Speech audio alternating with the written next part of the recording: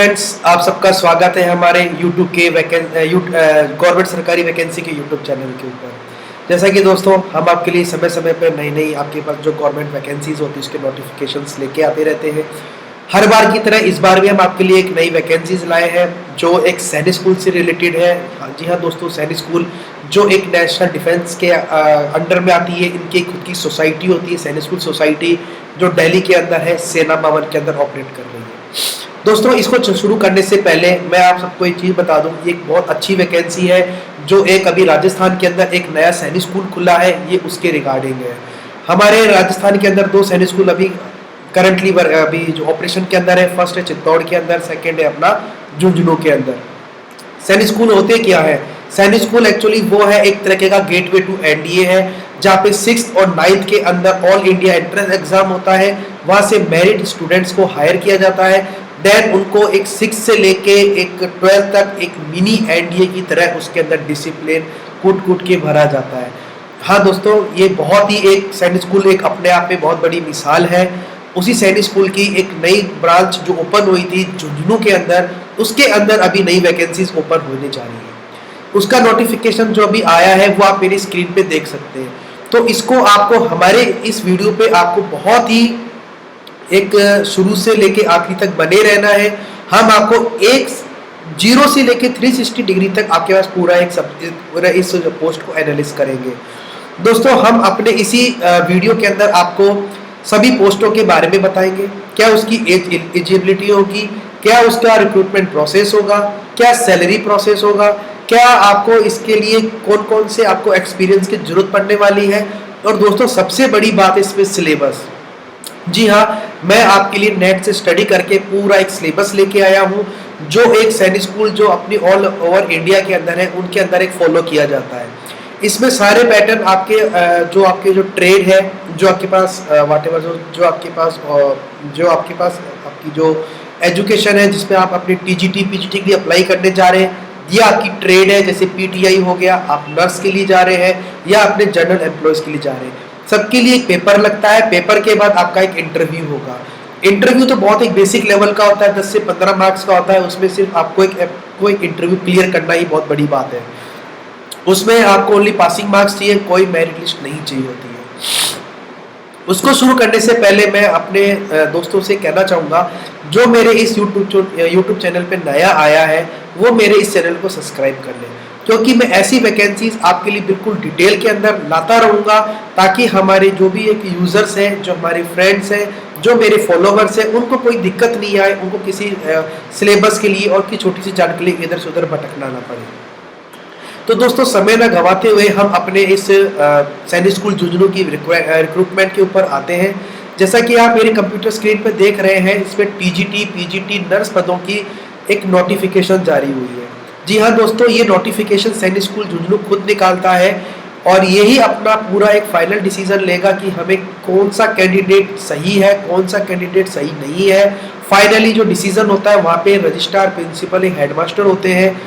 जो overall process होती है टीचिंग का वो हेडमास्टर, प्रिंसिपल लेते हैं, और जो आपकी जो मेस स्टाफ है, जनरल एम्प्लॉयज़ है, वहाँ के रजिस्ट्रार लेते हैं। और ये तीनों सेनाओं के अफसर होते हैं। इनको समय समय पे इनको अपनी ड्यूटी के अकॉर्डिंग मीन्स अपनी सर्विस के अकॉर्डिंग इनको एक अलॉट किया जाता है, जो वहाँ पे पूरा डिसिप्लिन, एडमिनिस्ट्रेशन और एक वहाँ का पूरा एक ओवरऑल का एनवायरनमेंट संभालते हैं।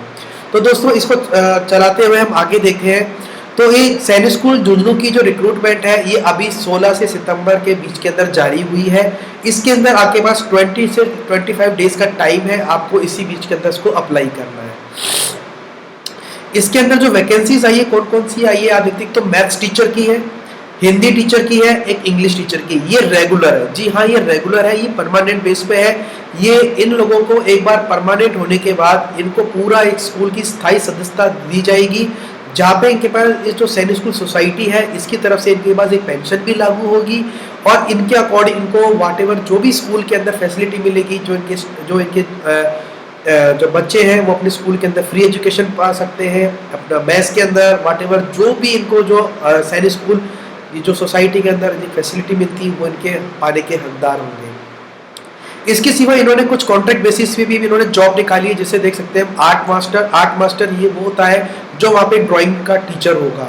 वहाँ पे जैसे आपने लोगों ने एक बात तो नोट की होगी, हमारा एनडीए होता है, वहाँ पे एक अलग अलग इनके पास जो स्टूडेंट्स की जो एक्टिविटी होती है उसके अंदर से ये एक अपने प्रतिभा को निहारने का एक मौका देते हैं, क्योंकि स्कूल का इतना टाइट शेड्यूल होता है, इनके पास इतना टाइम नहीं होता कि ये अपने विचारों को और नई नई चीज़ों को जनरेट कर सके, हर किसी के सामने एक्सप्रेस कर सके। तो इनके पास एक आर्ट एक ऐसा मीडियम होता है जहाँ ये अपने खुले विचारों से अपनी कोई भी चित्रित कर सकते हैं, अपने जो एक्सप्रेस और व्यू है उनको पेपर पे इनको शो कर सकते हैं। उसी तरह म्यूजिक टीचर, जी हाँ दोस्तों, इनको म्यूजिक टीचर भी इसलिए जरूरी होता है क्योंकि इनको काफ़ी समय के ऊपर कोई अच्छा सिंगर बनना चाहता है, किसी को होता है कि मैं गिटार बजाऊं, किसी को होता है कि जैसे मॉर्निंग असेंबली के अंदर भाई वाटेवर जो उनकी म्यूजिक एक नेशनल जो उनका स्कूल सॉन्ग होता है उसको हम और अच्छा रिप्रेजेंट करें, गाने के साथ करें। तो वो म्यूजिक टीचर इसलिए होता है कि वहाँ के अंदर लोगों जो स्टूडेंट्स हैं उसके अंदर एक नया चेंज करके उसका थोड़ा सा मूड डाइवर्ट करें, उसको एक अच्छे से पाथ की तरफ और उसको मोटिवेट करें कि हाँ हम सारी स्टडी और हम इससे ऊपर भी हम बहुत कुछ कर सकते हैं। नेक्स्ट हो गया पीटीआई, पीईएम और ऑब्लिक पीटीआई या फिजिकल ट्रेनिंग इंस्ट्रक्टर। ये बहुत जरूरी होते हैं, वैसे तो ये अधिकतर आर्मी के ही होते हैं, पर आई डोंट नो सैनिक स्कूल झुंझुनू ने क्यों एक कॉन्ट्रैक्ट बेस पे निकाल रखा है। एक्चुअली इसके अंदर ये लोग भी इसका एक पूरी एक यूनिट होती है जो इनको एक फिजिकल इंस्ट्रक्टर होते हैं जो एनडीए सीडीएस के अंदर ट्रेनिंग देते हैं। वही इनके जो इंस्ट्रक्टर होते हैं वही सैनिक स्कूल के अंदर अपॉइंट किए जाते हैं, क्योंकि वहाँ से 6 से लेकर 12 तक इनको पूरी एक तरीके से फिजिकली इनको एक इंस्ट्रक्ट किया जाए कि हम एक कैसे एक डिफेंस के लिए तैयार हो रहे हैं, वहाँ पे आपको कैसा एनवायरनमेंट मिलेगा और हम बिल्कुल फिजिकली और मेंटली फिट रहें। जैसे physically fit and mentally tough, जैसे सैनिक स्कूल का एक मोटो ही होता है।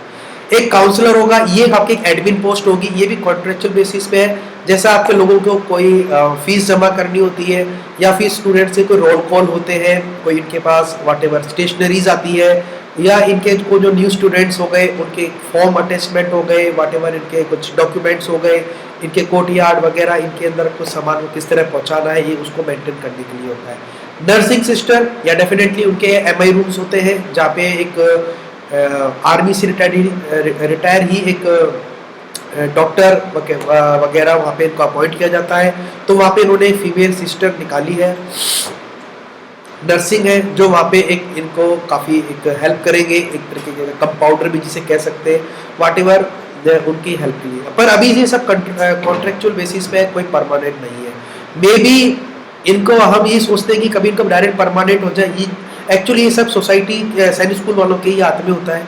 ये लास्ट में खुद डिसाइड करते हैं कि इस कैंडिडेट का व्हाटएवर बिहेवियर अच्छा था, इस कैंडिडेट ने हमारे साथ बहुत अच्छा कोऑपरेट किया है, इन्होंने बिल्कुल सैनिक स्कूल का डिसिप्लिन बना के रखा है, तो ये उस चीज़ को आगे कंटिन्यू करते हैं, उनको परमानेंट करते हैं। ये किसी के हाथ में नहीं होता है, ये आपके कैंडिडेट्स के ही हाथ में है। वो अपना बिहेवियर, अपना एक्चुअली अपने आप को कैसे रिप्रेजेंट करेगा, कैसे वहाँ के एक लॉ एंड ऑर्डर और डिसिप्लिन को मेंटेन रखता है। तो दोस्तों इसके बारे में थोड़ा सा और चलते हैं। जैसे अभी हमने आपको बता दिया, इसके अंदर वेरियस पोस्ट आई है जो हम ऊपर डिस्कस कर चुके हैं। क्वालिफिकेशन इसने 12th क्लास मांगी है, ग्रेजुएट है, पोस्ट ग्रेजुएट है, नर्सिंग है और डिप्लोमा है। दोस्तों इसके अंदर कोई ऐसा सब्जेक्ट इसलिए इन्होंने तीनों मेंशन कर रखे हैं क्योंकि आप देखेंगे जैसे कुछ व्हाटएवर पीटीआई होते हैं, ये 12th पास होते हैं, ये एक्चुअली आर्मी से इंस्ट्रक्ट होते हैं, इनके पास इनके पास फाइनल डिग्री होती है, कुछ इसमें ग्रेजुएट भी होते हैं। वैसे आर्मी में सोल्जर बनने के लिए लास्ट 10-12 ही इन्होंने मायने रखी जाती है, बाकी ग्रेजुएट क्वेश्चन नहीं देखते।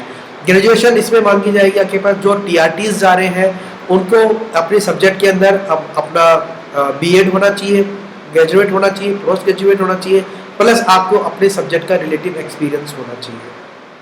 नर्सिंग डिप्लोमा, जी हाँ, आपको नर्सिंग के पूरा ज्ञान होना चाहिए। ब्लीडिंग आने पे क्या करना है, बच्चा जैसे कभी सुबह पीटी टाइम में कभी बेहोश हो जाता है, क्योंकि बस काफ़ी फिजिकली फिट रहने के लिए वो काफ़ी ऐसी ट्रेनिंग कराई जाती है। जैसे इनके पास काफ़ी जिम्नास्टिक भी होती है जिसके अंदर उनको काफ़ी ऐसे ड्रिल भी हुई, प्रैक्टिस काफ़ी चीज़ होती है। उनके अंदर इनको समय समय पे कोई हर्ट होता है तो वहाँ पे उनको फर्स्ट एड प्रोवाइड करा सके। जैसा कि आप देख सकते हैं इसकी लास्ट डेट 8 अक्टूबर है। 8 अक्टूबर के बाद ये सर्विस आपकी जो ओपनिंग है ये क्लोज हो जाएगी। जॉब लोकेशन रहेगी झुंझुनू। जी हाँ, झुंझुनू एक राजस्थान के अंदर एक जिला है जहाँ के अंदर ये बनाया गया है। दोस्तों, झुंझुनू के बाद एक सैनिक स्कूल और अगर आती है तो वो चित्तौड़ के अंदर है। चित्तौड़ काफ़ी बहुत 1960 से चल रही है और ये रिसेंटली जो झुंझुनू में सैनिक स्कूल है ये अभी ही 2 4 5 साल से ही अपने फॉर्म में आई है। जैसा कि इन्होंने बोल रखा है, जो एलिजिबल कैंडिडेट्स हैं वो अपना प्रिंसिपल सैनिक स्कूल के नाम झुंझुनू के एक डीडी भी बनाएंगे और अपनी एप्लीकेशन के साथ सेल अटैच करके वहाँ पे सेंड करेंगे।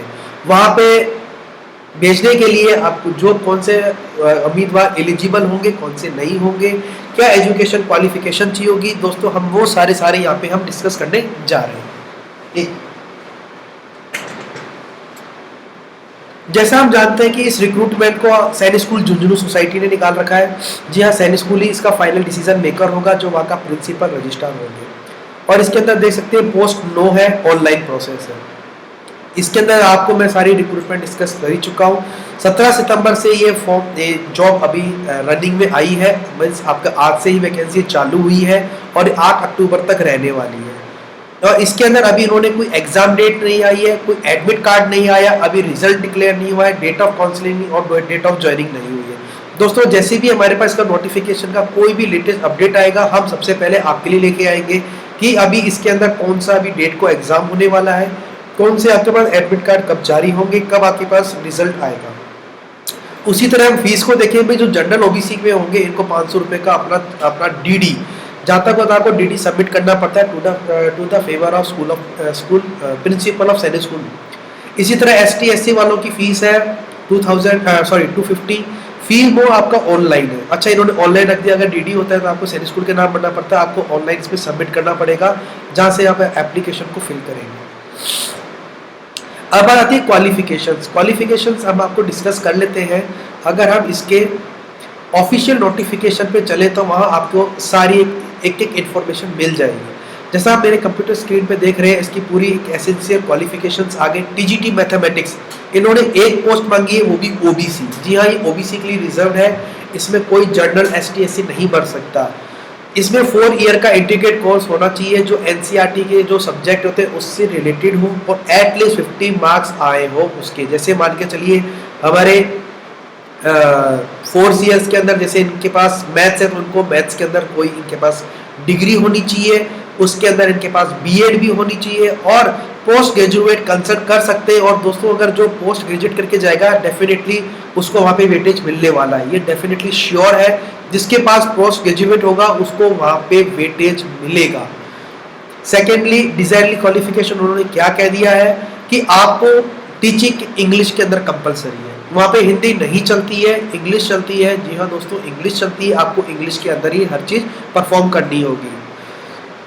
और वो एक्सपीरियंस कैसा होना चाहिए आपको, वहाँ पे एक रेजिडेंशियल स्कूल का होना चाहिए। वो एक कोई वैसी स्कूल नहीं है, डे बोर्डिंग स्कूल नहीं है, वो आपके पास पूरी बोर्डिंग स्कूल है। वहाँ पे कोई भी सारे ऐसे कोई नहीं स्टूडेंट्स घर जाते हैं, वहाँ पे आपके सारे स्टूडेंट्स आपके हॉस्टल्स में रहेंगे। तो उनको सारा एक्सपीरियंस होना चाहिए टीचर को कि मैं कैसे एक बोर्डिंग स्कूल का मैं पूरा एक हैंडल कर सकता हूँ।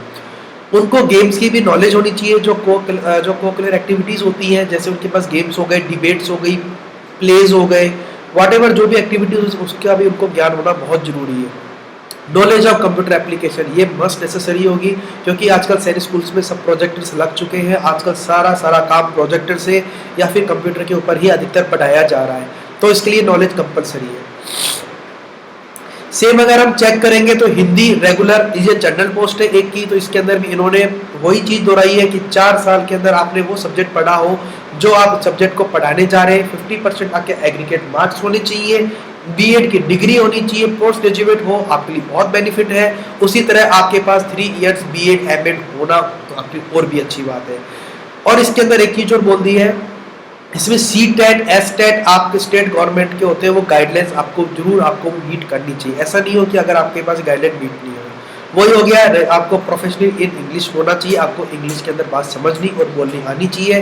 क्योंकि आपको मैं फिर बता रहा हूँ, वहाँ पे आपके जो स्कूल के जो आपके हेड होंगे, रजिस्ट्रार, प्रिंसिपल और जो रजिस्ट्रार, हेडमास्टर, प्रिंसिपल, तीनों आपके डिफेंस से होंगे। काफ़ी करंटली रनिंग कोई कर्नल होगा, कोई मेजर होगा, व्हाटएवर इनसे होते हैं, वो अपना कम्युनिकेशन इंग्लिश में करेंगे। तो वो यही चाहेंगे कि जो हमारे टीचर से जो स्टूडेंट्स को तैयार कर रहे हैं उनको भी प्रॉपर इंग्लिश के अंदर ही करें, हिंदी मेरे ख्याल से अलाउ नहीं होगी। वही आपके पास गेम्स और कोकुलर एक्टिविटीज़ में आपके पास काफ़ी अच्छी नॉलेज होनी चाहिए, आपको उसकी पूरी प्रोफेशन होना चाहिए। कंप्यूटर एप्लीकेशंस में आपको बिल्कुल वही, क्योंकि आपके पास जब आप वहाँ जाएंगे तो अपने कंप्यूटर के ऊपर ही आपको उनको नॉलेज देनी होगी।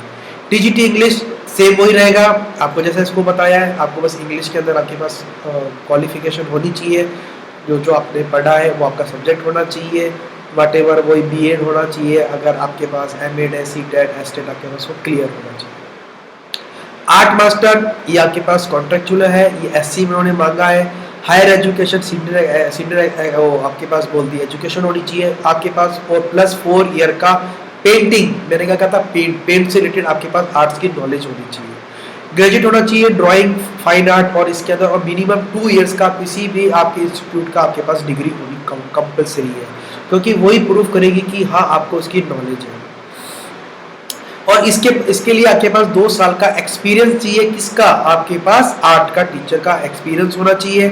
उसके बाद आप टीचर के आपको ये भी एक्सपीरियंस होना चाहिए कि आपको कैसे एक चिल्ड्रन को हैंडल करना है, कैसे उसको सिचुएशन के अंदर भी करना है जो बिल्कुल मेंटली हो। काफ़ी देखो, आर्ट एक क्या चीज़ है, फ्री टाइम के अंदर माइंड को कूल करने के लिए होती है भी। हाँ मैं बैठ गया बिल्कुल अपने अंदर के मैं मतलब अपनी फ्रस्ट्रेशन को, मेरे अच्छे अच्छे आइडियाज़ आ रहे हैं वो कैसे बाहर निकालूं, तो वो टीचर के अंदर होना चाहिए। वो उसको मोटिवेट करे कि नहीं आपको ये चीज़ व्हाटएवर आपको किस तरह अपने आपके अंदर के उसको बाहर निकालना है, कैसे अंदर के अपने मन को शांत करना है, ये थोड़ा सा उसके अंदर होना चाहिए।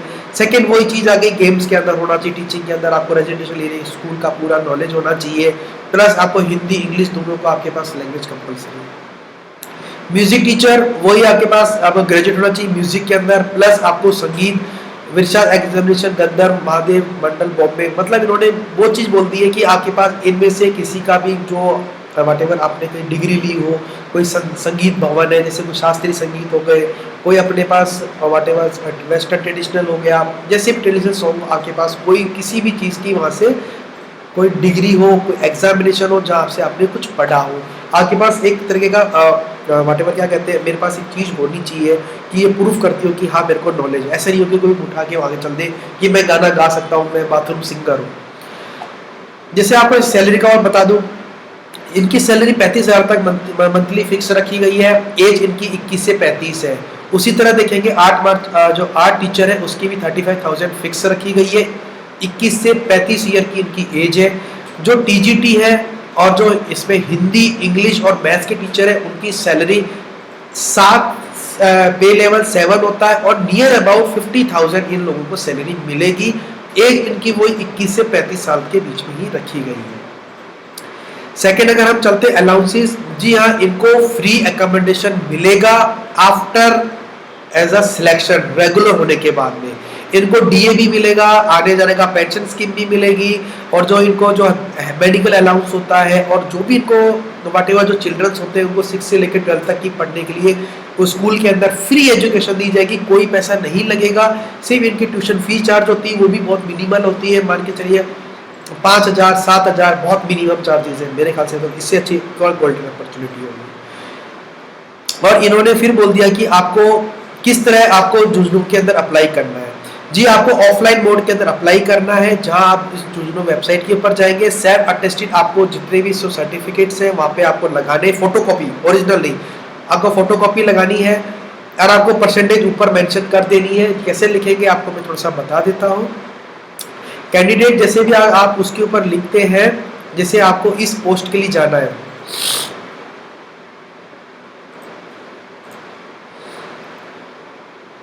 जैसे अगर आप इसके लिए जाते हैं और मैंने इसमें लिख दिया, जैसे मैं कर रहा हूं अप्लाई, सॉरी मैं इसको बड़ा कर लेता हूं,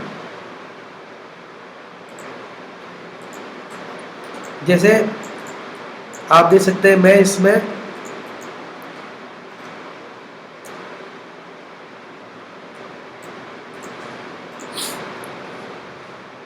अप्लाई फॉर हिंदी टीचर, ठीक है, ये मेरे को लिखना है अपने लिफाफे के ऊपर, और उसके ऊपर मेरे को यहाँ पे यहाँ पे मेरे को अपनी परसेंटेज के अंदर भी लगा के लिखना है। जैसे लिख दिया मैट्रिक ऑनवर्ड मेरे पास क्या परसेंटेज आई थी वो भी मेंशन करना है। आपके पास सिक्योर परसेंटेज कितनी है 10 से लेके 12 तक, आपको वो सारी अपनी जो फीस है वो भी आपके पास जो फीस है जो डॉक्यूमेंट्स है उसको सारा असेंबल करना है। 2 फोटो पासपोर्ट फोटो साइज, जैसे इन्होंने क्या बोलते हैं 2 पासपोर्ट साइज फोटो आपको वहाँ पे असेंबल करनी है। ठीक है, आपको एक स्टैम्प पेपर लगाना है 27 का, जो सेल्फ एड्रेस आपके पास जो आप जहाँ रह रहे हैं वहाँ पे सेल्फ एड्रेस लिखेंगे।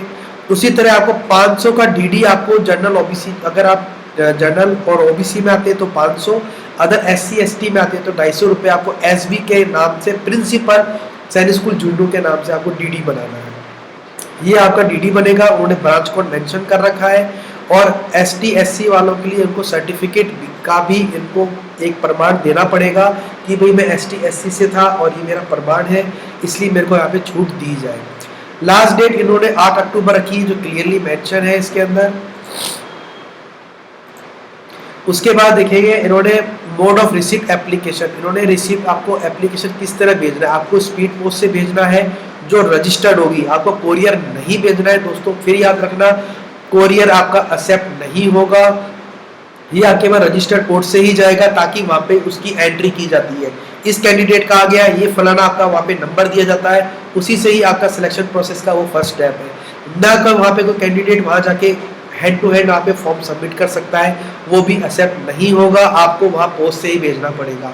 जो लोग सैनिक स्कूल जुझनू के अंदर भी रह रहे हैं उनको भी पोस्ट से ही अप्लाई करना पड़ेगा, आप डायरेक्ट वहाँ सबमिट नहीं कर सकते। नेक्स्ट जैसे देखिए आपको वही आ गया जैसा आपको मैंने समझाया था, एप्लीकेशन फॉर द पोस्ट, आपका पोस्ट का नाम लिखना है, स्पेसिफिक नेम ऑफ पोस्ट आपका होना चाहिए।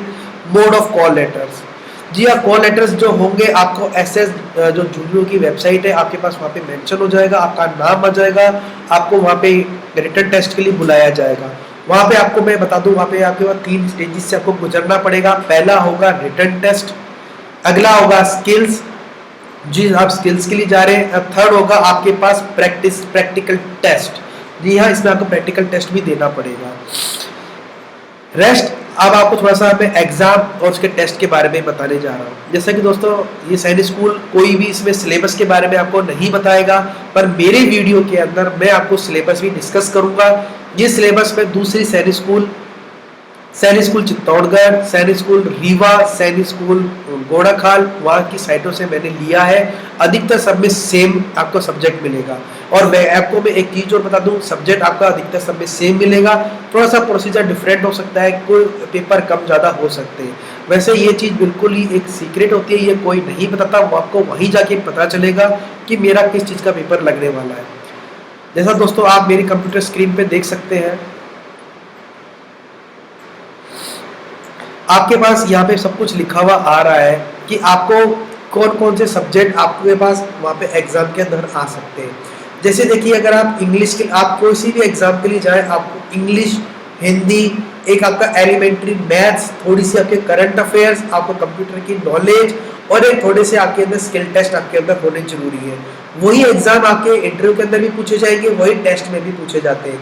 रिटर्न टेस्ट होगा जो आपके उस टाइम के अंदर आपको जज किया जाएगा, आप उस कम के अंदर किस तरह एक अच्छी तरह के आप आंसर को रिप्रेजेंट कर सकते हैं।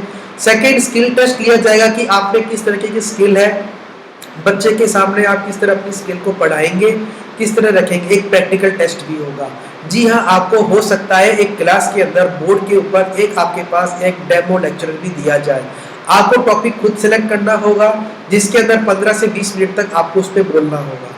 जी हाँ आपको बोलना होगा। फाइनल अगर आपके पास ये आपके राउंड्स होते हैं देन आपका एक इंटरव्यू कंडक्ट किया जाएगा। इंटरव्यू के अंदर आपको वहाँ के जो प्रिंसिपल, हेडमास्टर और जो इनका बोर्ड पैनल है जो फाइनल बैठेगा वो आपको वहाँ जज करेगा कि आप जो कैंडिडेट हमारे पास में आ रहा है इसकी मेंटल एबिलिटी किस तरीके की है, कि किस तरह हमारे स्टूडेंट्स को हर सिचुएशन में हैंडल कर सकता है। आपके सामने वहाँ पे वो सिचुएशंस रखेंगे।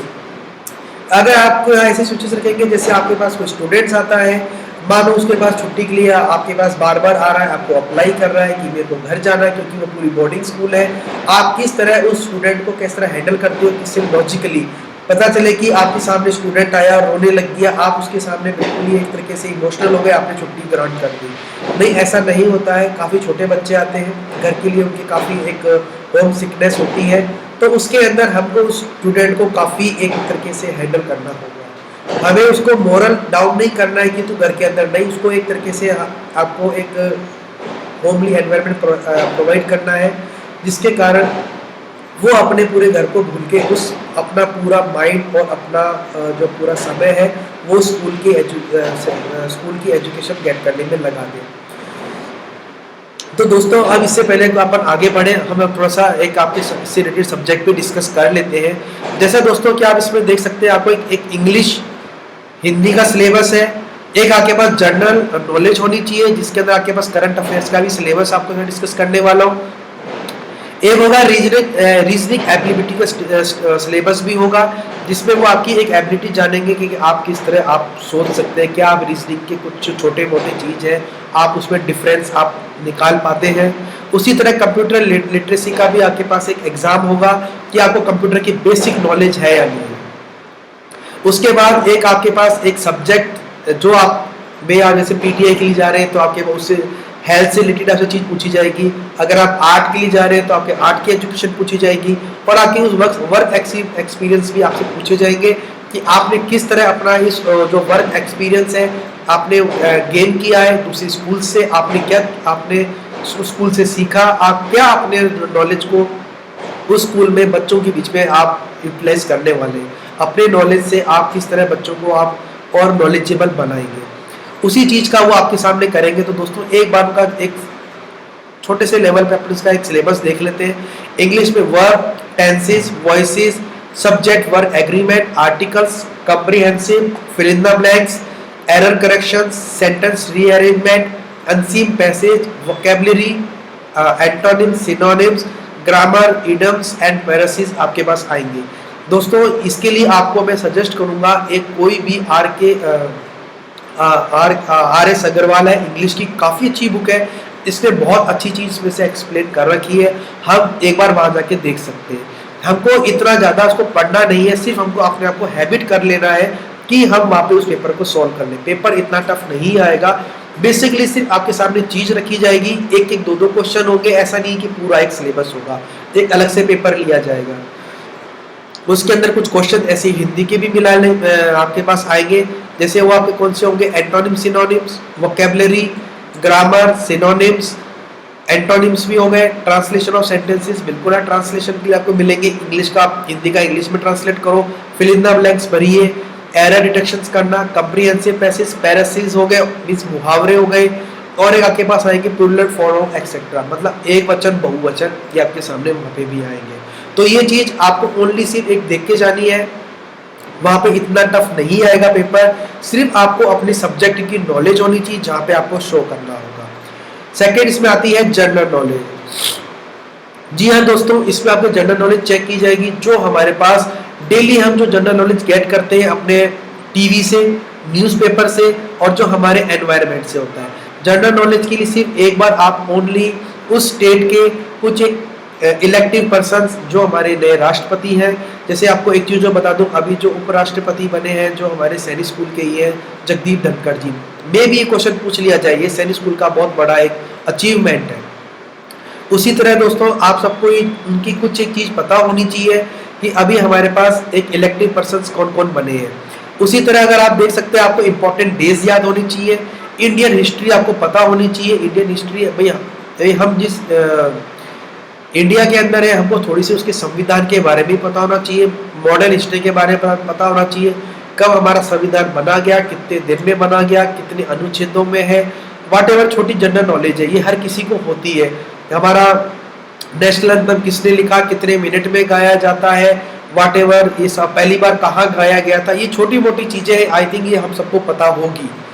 उसके बाद आप पढ़ेंगे इसके अंदर अवार्ड एंड ऑनर्स, भाई कौन किसको भी अवार्ड मिला है, बजट एंड 5 ईयर प्लान्स, मुझे नहीं लगता आपसे पूछेंगे, फिर भी उन्होंने पिछले सब्जेक्ट में दे रखा था। जनरल पॉलिटी, हाँ जनरल पॉलिटी आ सकती है, कैसे आप से राजस्थान से बिलोंग करते हैं तो वहाँ पे आपके राजस्थान और लोकसभा में कितनी सीटें हैं, आपके जो राजस्थान के अंदर है उसका किस तरह प्रारूप तैयार किया जाता है, कितने संभाग हैं, ये छोटी मोटी चीज़ जरूर पूछ ली जाए। ये भी इसलिए पूछा जाता है ताकि जो अदर स्टेट्स का जो बंदा आए उससे ज़्यादा पहले हमारे लोकल बंदे को भी वहाँ पे एक वेटेज दिया जाए। ये थोड़ी सी अगर इसके अंदर अगर रखना चाहे तो रख सकते हैं। वैसे ये जो पेपर होता है ये आपके कोई एज, आपका सेक्स, कोई भी आपके जो आपके स्टेट है इससे पे कोई पार्शलिटी नहीं की जाती है। आपका जो नॉलेज है, आपका एक्सपीरियंस है, उसके बिहाफ पे ही आपका फाइनल सिलेक्शन होगा। इसके बाद आपका देखा जाएगा Indian economy, capital of India, बिल्कुल सही है। इंडियन की जो हमारे पास जो कैपिटल्स है, जो इकोनॉमी है, वो हमको कुछ पता होनी चाहिए कि सबसे अच्छा ब्रांड कौन सा है, कौन सी अभी इकोनॉमी फास्ट चल रही है, क्या आपको वाट एवर इकोनॉमी की थोड़ी सी नॉलेज, बैंकों की थोड़ी सी नॉलेज होनी चाहिए। इंटरनेशनल एंड नेशनल ऑर्गेनाइजेशन, जी हाँ दोस्तों, इंटरनेशनल नेशनल ऑर्गेनाइजेशन हो गए, DRDOs हो गए, और थोड़े से आपके UNO हो गया, इनकी थोड़ी सी नॉलेज, ये कौन से आपके किस स्टेट में है, कब इनका गठन किया गया था, इस समय इसमें कितने राष्ट्रीय सदस्य हैं, ये अगर आपके क्वेश्चन आ सकते हैं। ये एक्चुअली जनरल नॉलेज में आता है। Science, invention, discovery, science and technology basic आएंगे। स्पोर्ट्स, मेनली क्रिकेट, चेस, यही आप पूछ जाते हैं। फुटबॉल किसने कब जीता है, यही अभी इवेंट्स में चल रहा है। और आपका कंट्री एंड कैपिटल्स, बिल्कुल सी, जो आपको कौन सी कंट्री, किसकी क्या कैपिटल है। रीजनिंग एबिलिटी दोस्तों, ये तो मैं कह रहा हूँ बिना पढ़े आदमी क्लियर कर सकता है, जिसमें थोड़ी सी भी अगर दिमाग को यूज करने की कैपेबिलिटी, इसकी कोई तैयारी नहीं होती है बेसिकली। फिर भी अगर आपको चाहिए तो RS अग्रवाल बेस्ट है। एक बार आप अपने क्वेश्चंस देख जाना, एक सॉल्व करने का पैटर्न, हमें रटना नहीं है, पेपर इतना टफ नहीं आएगा जिस तरह बता रहा हूँ। उसके अंदर भी नंबर सीरीज है, बहुत सिंपल होती है। हम फेसबुक पे, इंस्टा पे हमको काफ़ी ऐसी सीरीज मिल जाती है, हम जो बिना पढ़े ही सॉल्व कर देते हैं।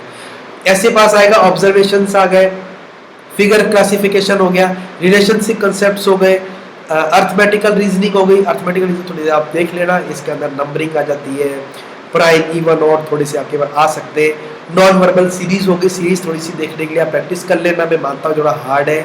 एनालॉजीज हो गए, डिस्क्रिमिनेशंस हो गया, विजुअल मेमोरीज, मेमोरी से रिलेटेड कुछ हो जाएगा, सिमिलरिटीज एंड डिफरेंसेस, ये भी इजी है। स्पाशियल विजुअलाइजेशन, जी हाँ, आपके पास कुछ डाइस दिखा दी जाएगी, कौन सा इधर मुड़ेगा, कहाँ इसकी नेक्स्ट पोजीशन होगी, सिंपल ये। कोडिंग डिकोडिंग सबसे इजी है, आपको बस कोई वर्ड आ जाए, नंबरिंग करना, नंबरिंग से सॉल्व कर लेना। उसके बाद कंप्यूटर लिटरेसी, कंप्यूटर के बारे में बहुत बेसिक नॉलेज चाहिए होगी। आगे इसने खुद ने लिख रखा है, हमें कंप्यूटर की बेसिक नॉलेज चाहिए। बेसिक इन द सेंस हम ये कह सकते हैं कंप्यूटर की जनरेशन कौन सी है, कीबोर्ड क्या होते हैं, कीबोर्ड में बेसिकली कितने कीवर्ड्स होते हैं। देखो कीवर्ड, सॉरी जो कीवर्ड जो अपना माउस, सॉरी जो अपना कीबोर्ड होता है, उस पर जो कीज होती है वो कोई फिक्स नहीं होती। अगर आप उसके अंदर मल्टीमीडिया कीबोर्ड देखें, उसमें काफ़ी सारा कीज होती है। हाँ नहीं है, उसमें लिमिटेड कितनी की होंगी जो हम एक उसमें कंप्यूटर में होनी चाहिए। माउस कितने टाइप के होते हैं, स्क्रीन्स कितने टाइप की होती है, आप प्रोजेक्टर यूज़ करते हो, आपके इनपुट आउटपुट डिवाइसेस क्या होती है, रैम क्या होती है, रोम क्या होती है, ये सिंपल बेसिक आपको चाहिए। पेंट एंड ब्रश बिल्कुल सही, अगर आपको थोड़ा सा अगर आपको कभी एनिमेशन क्रिएट करना पड़ जाए पर आपको ये भी आना चाहिए। मोर इन पेंट, पेंट के अंदर आप भाई वट एवर अच्छी चीज़ कर सको। About desktop and computer peripherals, आपको पास कंप्यूटर के उसके जो अलग जो कीबोर्ड है, माउस है, वो कनेक्ट करने आने चाहिए। कैसे वो कनेक्ट करते हैं, किस तरह USB माउस आता है, पहले कैसे घुमाओ, एक स्फेरिकल माउस आया करता था, माउस भी अलग अलग होते हैं, ऑप्टिकल माउस आने लगा है, कैसे पहले माउस आते थे, थोड़ा डिफरेंस आपको देख के जाना है। वर्ड प्रोसेसर हो गया, फॉर्मेटिंग द डॉक्यूमेंट, बिल्कुल सही, आप एक डॉक्यूमेंट बना रहे हैं, कैसे उसको PDF में कन्वर्ट करना है, कैसे एक्सेल बनानी है, आपको भी आना चाहिए। इंटरनेट की नॉलेज आपको होनी चाहिए। कंप्यूटर हिस्ट्री वही अभी फर्स्ट जनरेशन से लेके अब तक लेटेस्ट जनरेशन जाके 5th जनरेशन है, ये आपको सब पता होनी चाहिए। एक्सप्लोरिंग विंडोज हो गया, पावर पॉइंट प्रेजेंटेशन एक्स्ट्रा। दोस्तों पेपर इतना हार्ड नहीं आएगा, आपको अपनी सब्जेक्ट की नॉलेज रखनी है जिसके अंदर आप अपना अच्छा परफॉर्म कर सकें। ये हमारा सब्जेक्ट था, इसके बाद हमने सारा एक आपके साथ बहुत ही अच्छा आपको मैंने बताया है क्या हमको पढ़ के जाना है, किस तरह वहाँ पे पेपर आएगा। आपके पास पेपर फर्स्ट रिटन होगा, सेकेंड स्किल टेस्ट होगा, थर्ड आपके पास प्रैक्टिकल होगा, देन फाइनल इंटरव्यू होगा। सब में आपको पास करना जरूरी है। मेरिट ये अपने स्कूल के ऊपर डिपेंड करती है, वो किस तरह बनाती है, क्या वो अपने हायर डिग्री वाले को प्रेफरेंस देगी या नहीं देगी, ये वहाँ पे उनके बोर्ड के हाथ में होता है। तो दोस्तों हमें वहाँ बोर्ड की चिंता ना करते हुए हमें पेपर में जाना चाहिए, हमें वहाँ पे अच्छे से अच्छा अपने आप को रिप्रेजेंट करना चाहिए। दोस्तों सैनिक स्कूल के बारे में आपको मैं इससे ज़्यादा यही गाइड कर सकता हूँ।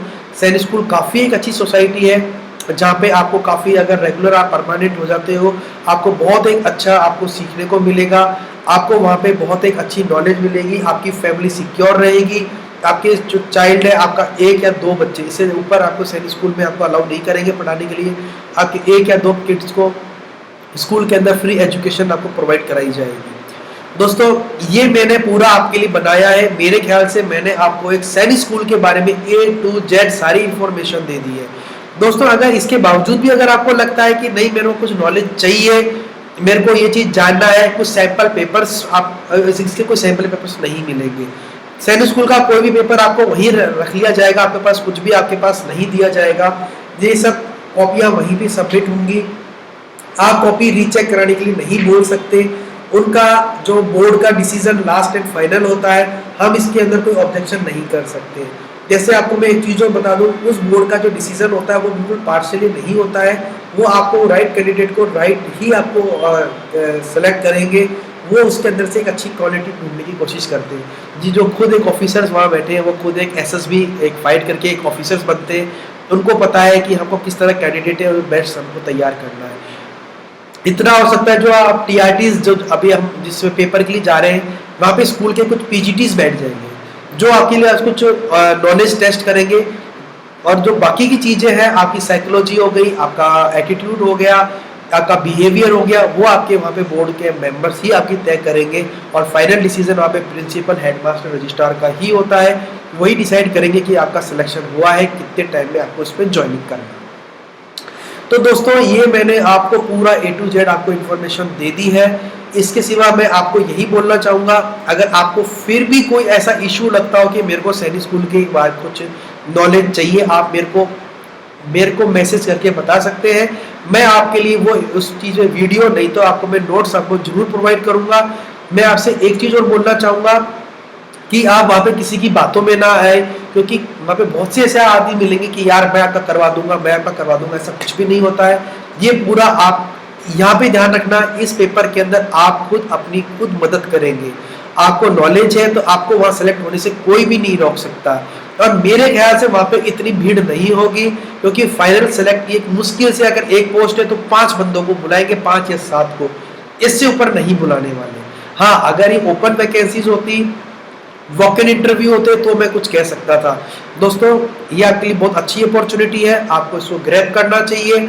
अगर इससे रिलेटेड आपके पास कोई भी अगर आपके मन में शंका है, सवाल है, हमने अपनी वेबसाइट के अंदर जैसे व्हाट्सएप, टेलीग्राम नंबर हमने बिल्कुल शेयर कर रखा है। आप वहाँ पे आइए, हमको बताइए कि हमको इस चीज़ के अंदर दिक्कत आ रही है, मैं आपका बिल्कुल जल्द से जल्द आपको सॉल्यूशन प्रोवाइड करने की पूरी कोशिश करूँगा। तो दोस्तों मैं अपने वीडियो को यही विराम देता हूँ। आशा करता हूँ कि आपको मेरी सारी इंफॉर्मेशन जो अब तक मैंने आपको दी है आपको समझ में आई होगी। तो दोस्तों अपने आप को बिल्कुल तैयार कर लीजिए। ये फॉर्म आपको इजीली, आपको फॉर्म कहाँ से मिलेंगे आपको मैं ये भी बता देता हूँ। आपको इनकी ऑफिशियल वेबसाइट के ऊपर जाना है, वहाँ पे आपको एक PDF का ऑप्शन मिलेगा, वहाँ से इसको डाउनलोड कर लेना है। जैसे आप वहाँ पे इसको, जैसे आप रिक्रूटमेंट सेक्शन में आ जाइए, स्टाफ रिक्रूटमेंट में चलिए,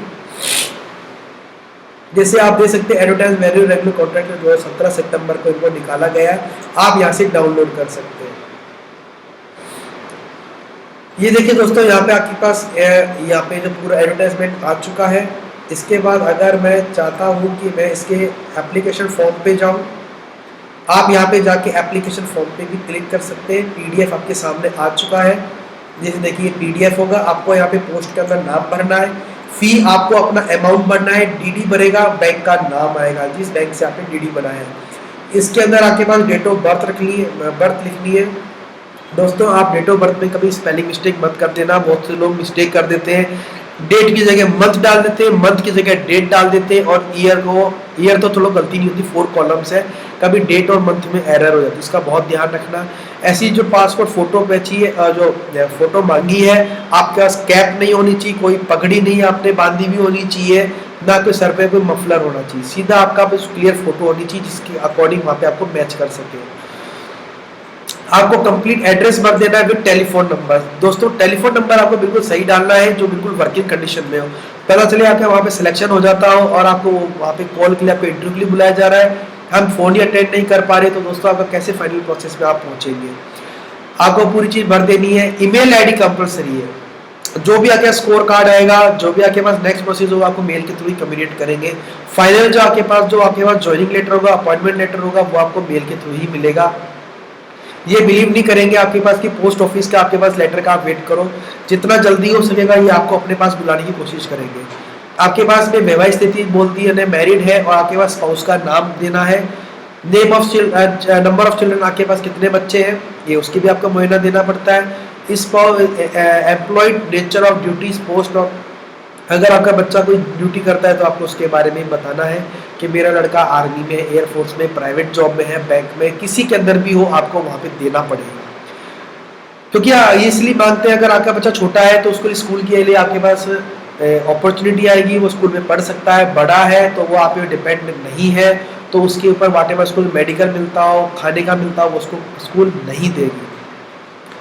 10th से लेके आके क्वालिफिकेशन पूरी भरनी है, जिसमें आपके पास सीरियल नंबर आ जाएंगे, क्वालिफिकेशन होगी, सब्जेक्ट्स आपको डालने हैं, स्कूल, यूनिवर्सिटी और बोर्ड का नाम करना है, पासिंग ऑफ ईयर और आपके परसेंटेज और डिवीजन आपको भरने जरूरी है। दोस्तों देखा जाए तो ये फॉर्म कोई पुराना नहीं है, नया नहीं है, पुराना ही है, जो पिछली बार हर बार ये यूज सैनिक स्कूल सोसाइटी यूज करते आ रही है। उसी तरह आपको इसने लैंग्वेज के अंदर आपको बोल दिया कि मदर टंग कैसी है, आपको इंग्लिश आती है, हिंदी आती है, या आप कोई दूसरी लैंग्वेज भी बोल सकते हो, मलयालम, कन्नड़, गुजराती, राजस्थानी, आप कौन सी भाषा बोल सकते हो ये उसके अंदर करते हैं। हॉबीज, अगर आपने NSS NCC की है तो उसमें आपको काफ़ी बड़ी अपॉर्चुनिटी और मिल सकती है, क्योंकि जो टीचर्स होते हैं उनको कई बार एक NCC के अंदर अपॉइंटमेंट के रूप के अंदर भी इनको कर लेते हैं। वहाँ पे अधिकतर मंडे और फ्राइडे को NCC ड्रिल होती है, जिसके अंदर वो एक इंस्ट्रक्टर का काम कर सकते हैं। एक्स्ट्रा करिकुलर अगर आपके पास कुछ है, जैसे अभी कोई फुटबॉल खेला हुआ है, कोई डिबेट में है, कोई किसने बढ़िया चीज़ की हो, तो वो भी यहाँ पे सर्टिफिकेट आपका इसमें लगा सकता है। अगर आपने कोई स्पोर्ट्स में किया तो आपके पास वो मेंशन करना पड़ेगा। वर्क ऑफ एक्सपीरियंस बिल्कुल सही, जो आपका serial number wise, name of institutions, कब से कब तक, total experience, year, months, position held, आपको सारी मेंशन करनी पड़ेगी। तीसरा आपको सर्टिफाइड करना पड़ेगा कि मैं सर्टिफाइड करता हूँ, जो भी मैंने चीज़ बोली जुगनू के सामने लगा रहा हूँ वो मेरे पास बिल्कुल सत्य है, गलत नहीं है।